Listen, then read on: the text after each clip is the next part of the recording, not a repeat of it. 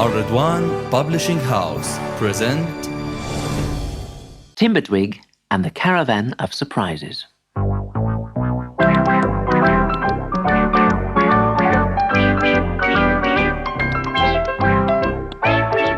In the little house in the old oak tree, Granny Knot woke one morning with a terrible cold.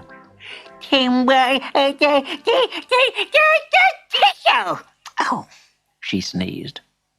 Is something wrong? Asked Timbertwig, coming into the bedroom. I've got an awful cold, she moaned. Pass me my handkerchief. It's hanging up behind the door. What, this thing? I thought it was a sheet, sniggered Timbertwig, as he took down the enormous hanky. Don't be so cheeky, snapped Granny. You'll have to go to market for me today. I'm much too ill. Look, I've written down a shopping list. Leave it to me, said Timbertwig proudly, and he put on his hat. The hat where Abigail, the magic spider, lived. As they set off, Granny Knot blew her enormous nose, and all the trees in Wiggly Wood shook at the terrible noise. Soon, Timbertwig and Abigail reached the edge of the wood, and there, on the common, was the travelling market. They loved the market. It was always full of such strange, interesting people. Timbertwig wandered past a fortune-teller, a magician who did tricks with balloons, and an old lady who knitted string vests. The end stall belonged to Doc Leaf, the quack doctor. Roll up, he shouted. Buy a bottle of baldy brew and your hair will grow as thick as grass on a lawn. It's the 8th wonder of the world and cheap at half the price. Excuse me, said Timbertwig. My granny's got a rotten cold. Do you have something to cure it? I certainly have, laddie, lied Doc Leaf. I've got just what you need inside my tent. Of course, Doc Leaf had no such thing, just hundreds of jars of baldy brew. He ripped off one of the labels and wrote a new one, Quickie Cold Cure. Now you take this home and let your granny sniff it. But whatever you do, laddie, don't let her eat it or spill it on anything.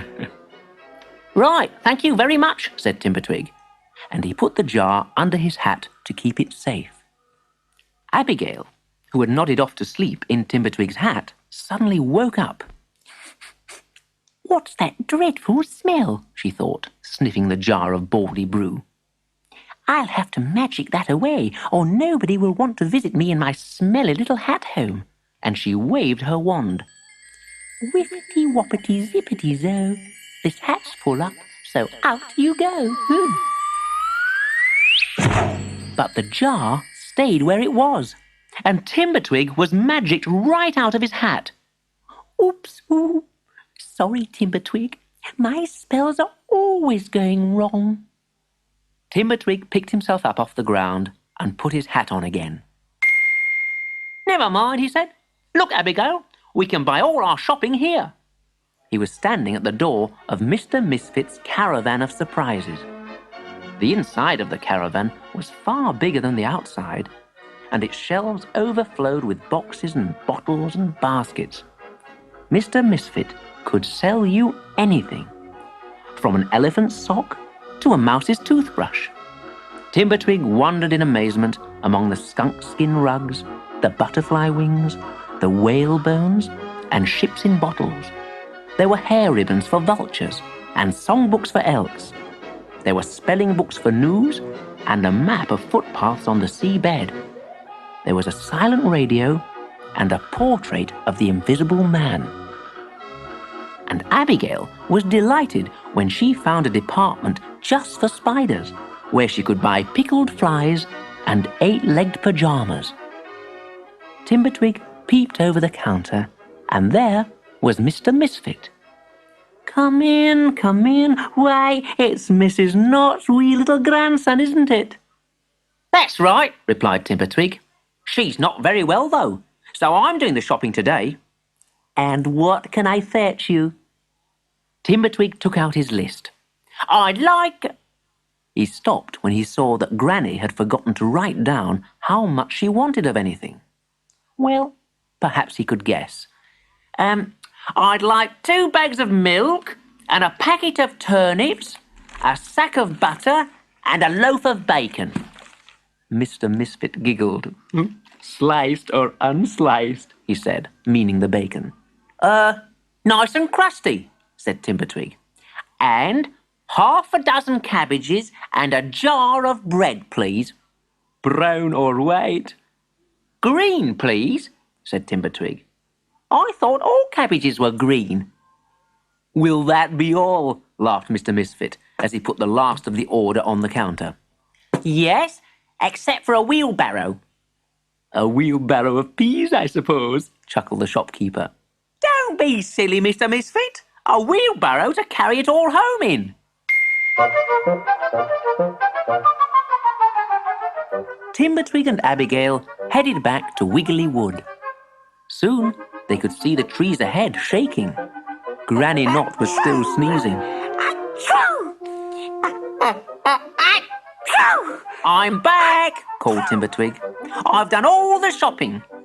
Granny Knot stared at the wheelbarrow over her huge red nose and her huge white hanky. Is there something wrong? There certainly is, She shrieked. What's all this? A jar of bread? A sack of butter? 2 bags of milk? I tried my best, didn't I, Abigail? Of course you did, squeaked the spider, leaning out of the little green door in Timbertwig's hat. You stay out of it, you spindly little creature, Snapped Granny.